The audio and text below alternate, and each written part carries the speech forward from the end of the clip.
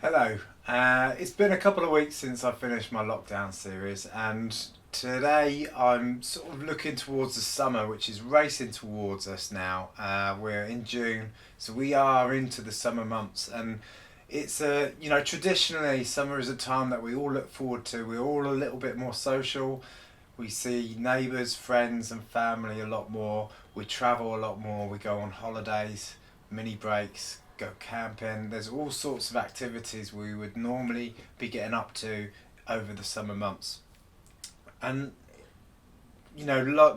many people, I'm sure, like us, would have had to have cancelled plans and changed what we're working on, what we were going to do over the summer, and sort of almost take each day and week as it comes. And there's it's going to be a strange summer. There's no question about that. Some people will be really down about not seeing distant friends and relatives that they would have been really looking forward to seeing this summer, and it's going to be hard and tough. But with that, there's also this great opportunity. I was thinking, there's a really great opportunity to sit back and explore the wildlife and the natural world that's on your doorstep and form this really much deeper, more intimate relationship with it as we get to see it more closely over a longer period of time. There's not going to be much opportunity. There's certainly never been one before where you have this amount of time to watch and interact with wildlife that's around you in one space.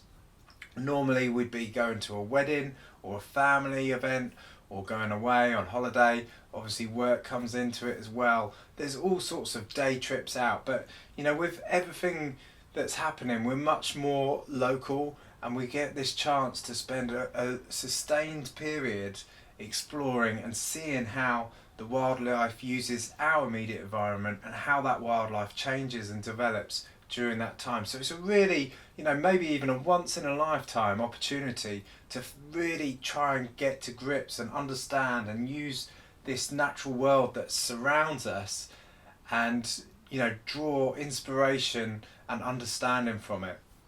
And what I wanted to do for you in this short video, hopefully it's short, I'm sorry I do waffle a bit, but hopefully it'll be short for you. But I want to talk to you about my immediate environment and the wildlife that I'm going to be watching and observing and photographing over the summer. And I want to start in this room, actually. This is my workspace, this is my studio workspace. I spend a lot of time at this computer editing photographs, writing emails, and writing like little blog posts and articles and stuff. But whilst I spend a lot of time up here, there's quite often very short bursts at the computer, because it's not long before I hear something on the rooftop that captures my attention, and it won't be long before I'm hanging my head, maybe sometimes with a camera as well, out of this big Velux window, seeing what's making the noise, what's flying past and stuff. So I get very distracted up here by the wildlife that's buzzing around my head. Two of the key characters, if you like, along these rooftops are the starlings and the jackdaws, and every spring there'll be several nests, several starling and jackdaw nests, and they've all fledged in recent weeks now, but they're still hanging around on the rooftops, on the chimneys, and on the TV aerials up here as well, and they're great fun to watch. Now, starlings, you will be able to see starlings whether you're in the city or whether you're in the countryside, and while their numbers are decreasing, they're still a fairly common sight individually in smaller groups, and you'll be able to see them pretty much anywhere. And they're really fun birds to watch. They're noisy, they're kind of busy, they're always flying around, and as their groups and numbers, the same with the jackdaws actually, start to swell as the summer goes on, they become even more entertaining and interesting as they flock together and fly around in their little gangs, if you like. And the other thing with starlings is they're not just great to watch, they're really fascinating to listen to. So starlings have extraordinary vocal abilities, and they're great imitators. So they've been known to imitate car alarms, phone ringtones, and all sorts of things. The ones around here imitate curlews, buzzards, owls, things like that. And it's really fascinating to hear the sounds that are coming out of the starlings. Now, jackdaws are really boisterous figures, stunning blue eyes, and as they start to group together, they really become quite menacing. And wherever you see a group of jackdaws, there's usually a bit of drama not far behind, so they can be really enjoyable to watch as well. And while I'm looking at these birds that are causing all sorts of entertainment and drama around the rooftops of our row houses, I often catch sight of other birds flying past in transit. So most evenings I'll see a little heron, or a big heron in fact, flying over towards where it's going to roost maybe for the night, and big birds, herons, and really stunning to see him fly. Another big bird is the red kite, which we get around here, which we see hovering from time to time. There's the good red kite numbers around here, and they're a very breathtaking bird to see flying over your rooftop. Really captivating birds. Occasionally we might even see kestrel or sparrowhawk fly past as well. And as autumn approaches and the winter migration starts to happen, I'll also be seeing curlews and lapwings in big flocks flying past, goose and swans as well, which is a great sight. So there really is quite a lot to see just by looking up, whether you're in your garden or just outside your house looking up at the rooftops and the skyline, or whether you're just having a cup of tea and looking up out of your kitchen window or something like that. There is a great number of things in the sky and flying overhead that you can enjoy. And in the summertime, you know, one of our more iconic summer visitors like the swallow, the swifts and the house martins can provide hours of entertainment as well.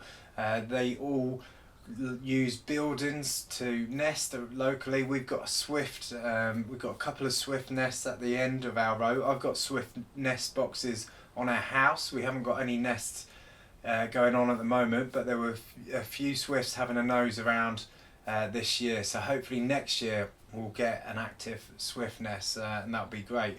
And these birds, you know, these particularly swallows and house martins this year, I cannot believe how few swallows I've seen this year. It's you know, absolutely heartbreaking. And you know, so this is really important that you see these birds now, because I can't guarantee that you'll be seeing them in 10 years time.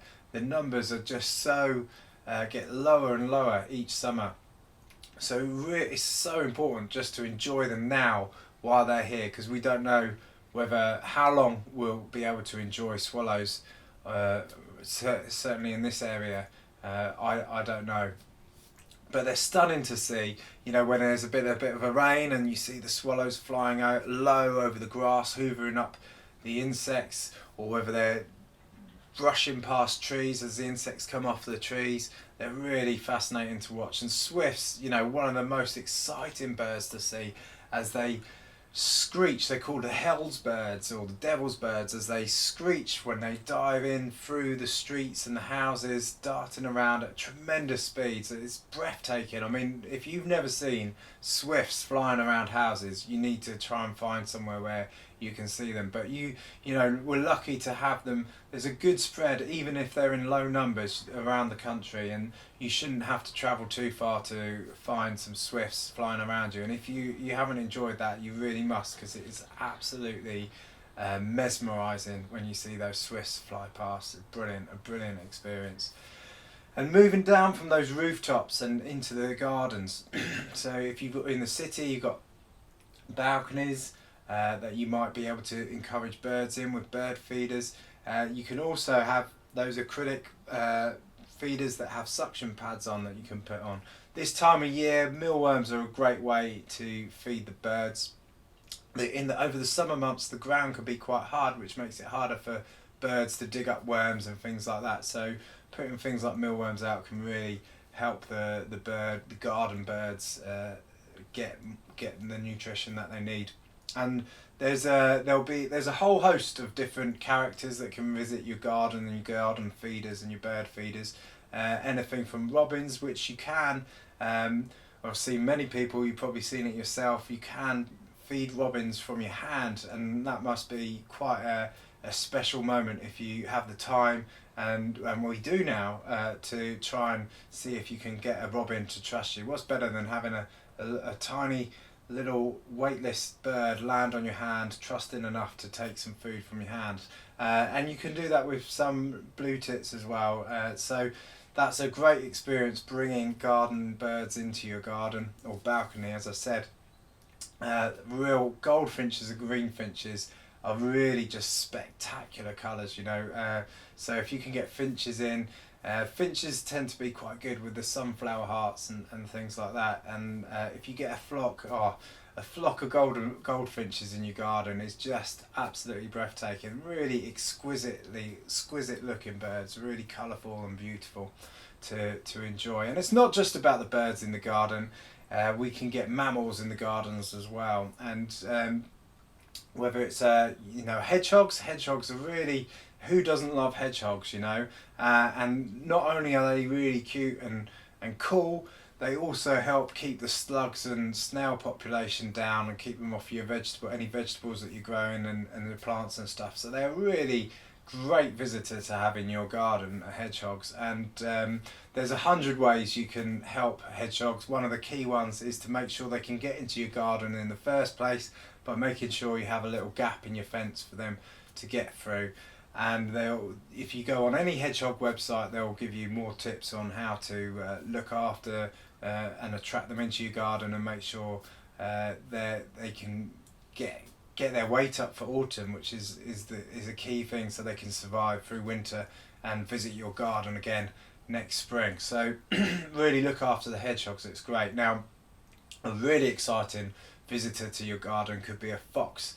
And I'm from the South London suburbs, and if there's one thing I miss, and there's not many to be fair, but about living in the South London suburbs, it's foxes. And we live on the outskirts of Leeds and Bradford here, in a semi-rural location.